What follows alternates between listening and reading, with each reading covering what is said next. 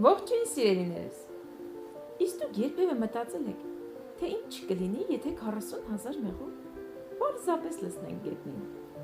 Առաջին միտքը, որ անցնում է մարդու ուղեղով, երևի թե վախն է։ Կփախչեն, կհարձակվեն, թե կորստյան կմատնեն։ Բայց ոչ։ Տեղի ունենում մի բան, որն առաջին անգամ տեսնողին պարզապես ապշեցնում է ու մարմնով սարսուռ անցկացնում։ Առանց որևէ հրամանի կամ հրահանգի, այս հսկայական բանակը կարծես մեկ ամբողջություն սկսում է կազմակերպված քայլել մեկ ուղղությամբ դեպի փեթակ։ Այս օրերին մեզ հետ էր Գերմանիայից ժամանած մեղվաբուծության փորձագետ Կլաուս Հորնբերգերը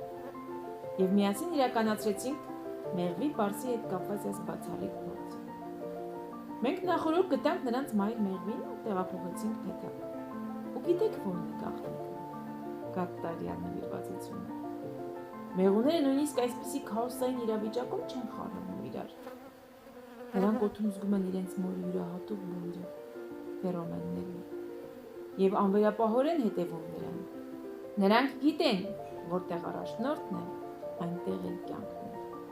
Այս տեսարանը մեզ ևս մեկ անգամ հիշեցրեց, որքան էլ տարիների փորձ ունենաս, բնությունն ու մեղուները միշտ կարող են քեզ նոր բան սովորեցնել։ Երբ նայում ես այս կատարելությանը, հասկանում ես, թե որքան անզոր ենք մենք բնության հրաշքների առաջ։ Իսկ եթե դուք եք սիրում բացահայտել բնության այս թաքնված հրաշագործ աշխարհը